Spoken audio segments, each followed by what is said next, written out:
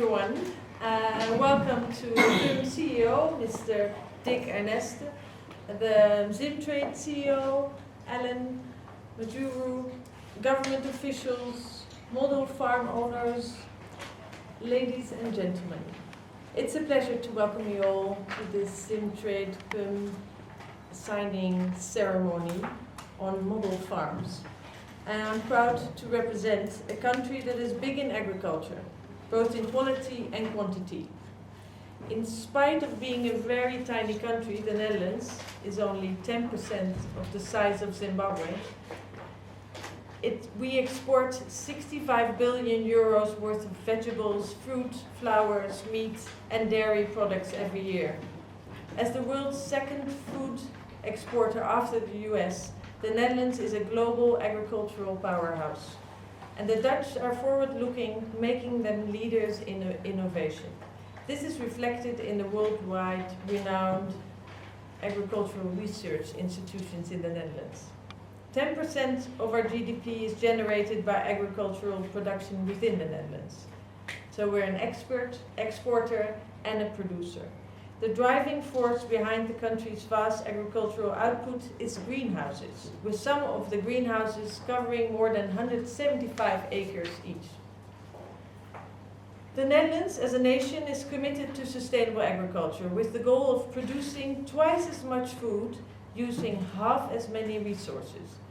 Farmers have reduced their dependencies in the Netherlands on water by as much as 90%. And they've almost stopped their use of chemical pesticides in greenhouses. It is with all this in mind that the Netherlands is proud to contribute to sustainable agricultural practices in other countries. So with regard to Zimbabwe, I'm happy that despite a challenging economic and political environment, we have been able to support the private sector through knowledge transfer. And we do this through programs such as PUM. And we're proud to see PUM, a Dutch business support organization of experts, working with different Zimbabwean SMEs and farmers to enhance productivity and export competitiveness. We're pleased that since partnering in 2016, 117 missions were completed. And I believe through collaborations like these, Zimbabwe's the agricultural sector can be rebuilt, and it will increase its regional competitiveness. The agricultural sector will, however, only be revived in Zimbabwe to its fullest potential within a conducive environment. And we will keep on pushing, as the Dutch government and me representing the Netherlands here in Zimbabwe, will keep on pushing the Zimbabwean government for progress on bankable 99-year land leases, a new land governance policy, and respect of property rights in all of Zimbabwe. And I'm convinced that a Zimbabwean economy based on predictable and consistent policies and executed in a transparent manner will attract Dutch investors in the near future. Thank you very much.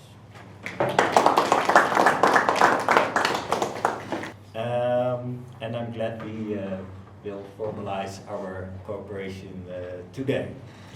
The PUM team today consists of Mr. Paul Zakaria, he is our representative here in Zimbabwe, and Karel van Oosterzee, he is our country coordinator for Zimbabwe.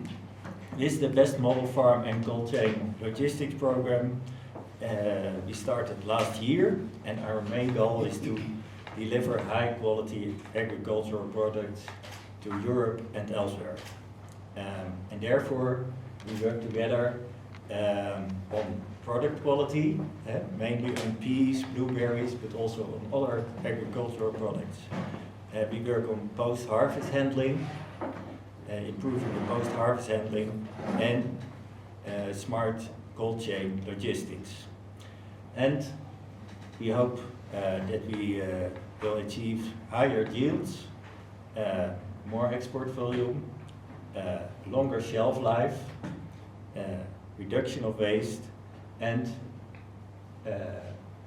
meet market expectations, so people in Europe will love Zimbabwean products.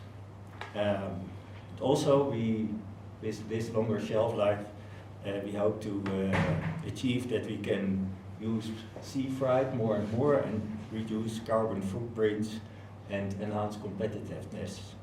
And also there will be spin-offs for the local market because they also will benefit from higher quality products. A very important next step in the program will be to also involve outgrowers around the best model farms. In this program, we work together with Zintrade, they are the program leader, and we'll do the co-financing of the program. As PUM, we'll do the technical advice, and the embassy and PUM together, they also finance project leader, who is also here today, Piet Caminida. So we hope to progress with his help in the upcoming year. And also we will together with the ILO, the International Labour Organization, and they will bring us more expertise on labor-related issues. The best model farms are a great example of our work in Zimbabwe. It's a very important country for us to work in as PUM, and well, this is a great example of how we want to work in other sectors also. We just last week made our strategy for 2020 and onwards as PUM in Zimbabwe, and we aim to work more in the agricultural sector, on dairy, also on leather, and sorry, new attention we will emphasize more on food production and also on tourism. And also we will work more on female entrepreneurship in 2020 and onwards.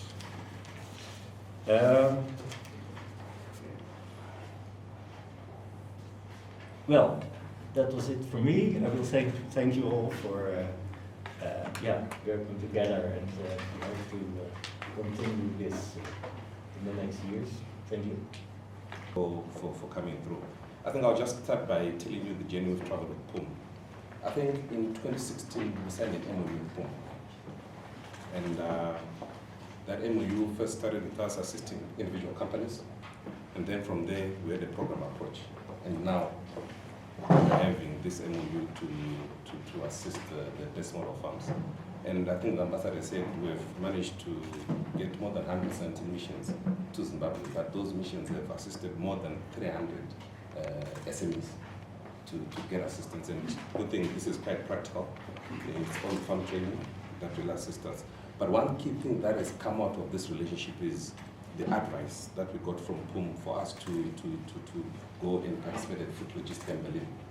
It's a key horticultural fair, and all the players across the value chain are involved in that fair. And I'll tell you, when we started in 2017, the deals that were struck at that fair were around $400,000 US. But in 2018, I think just by participating at the fair, and we took companies there, the value of the business jumped to around $7 to $8 million US. And next year, actually, we're going to take about 10 companies to Food Logistics in Berlin to really also make sure that we exhibit, because in the past we've just been visiting, not exhibiting. But next year, Zintrade, we have booked a stand, and we're going to make sure that we take 10 companies that are going to exhibit and showcase what was to offer Zimbabwe. So those are some of the positive spin-offs that are coming from our partnership with PUM. And I was said by the PUM CEO, I think 3 main issues that are going to be addressed by this intervention is efficiency in the value chain, that is from farm to fork. Number 2, reducing the carbon footprint. And number 3, sustainable livelihoods for the small scale players, which is what we want. So we're going to be focusing on those three items. And also going forward, like what the PUM CEO said, for us next year, we're also going to be having a similar program, if all goes well, focusing on the floriculture sector, because we believe in the flower sector we've got a lot of potential to exploit there. So next year we're going to be focusing on that, and also on the leather sector. We're going to be doing a lot for us.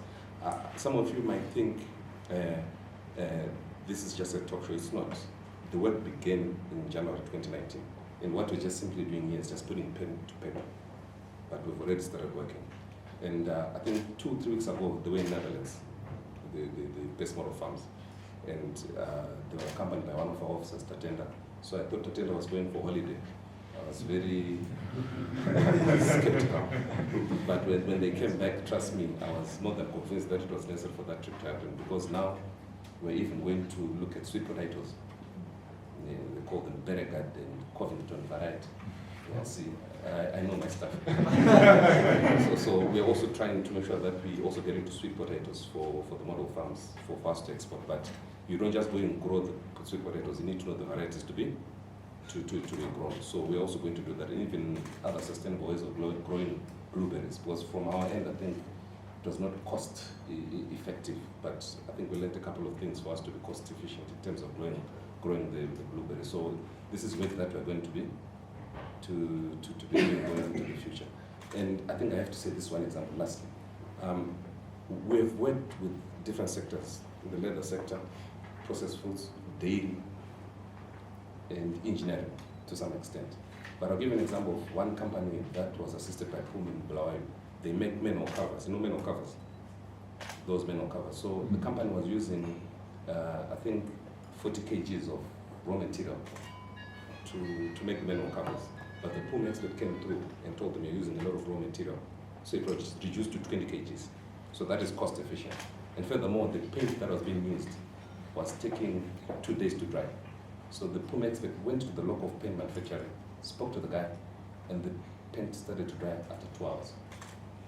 So at the end of the day, what we want to do is to grow exports. But one thing I then found out about the manhole covers is, you see, manhole covers, if they are heavy, they are difficult to steal. So if you make them light, they're still more, and then you're in business. So you keep on producing more manhole covers, replacing those ones that are stolen. So anyway, that's a business venture. But anyway, I would like to thank the ambassador, especially the embassy, for being very facilitative with regard to the PUM program, and also for PUM and our best friend Carol, and also Paul. I know we have a lot of back and forth. Sometimes when we argue, it's for the best of the country. So a good thing it has led to this. So we're very much happy that we are here. And also to our partners, they've taken the bold step. The farms, Talana, Linfield, and Gombola, they've taken the bold steps to partner with us. So we are very much happy because we are doing this. I think in those fields, I thank you.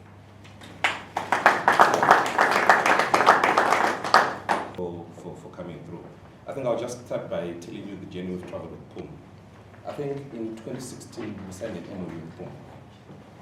And that MOU first started with us assisting individual companies, and then from there we had a program approach. And now we're having this MOU to assist the best model farms. And I think the ambassador said we've managed to get more than 170 missions to Zimbabwe, but those missions have assisted more than 300 SMEs to get assistance. And good thing, this is quite practical. It's on farm training that will assist us. But one key thing that has come out of this relationship is the advice that we got from PUM for us to go and participate at Food Logistics in Berlin. It's a key horticultural fair, and all the players across the value chain are involved in that fair. And I'll tell you, when we started in 2017, the deals that were struck at that fair were around $400,000 US.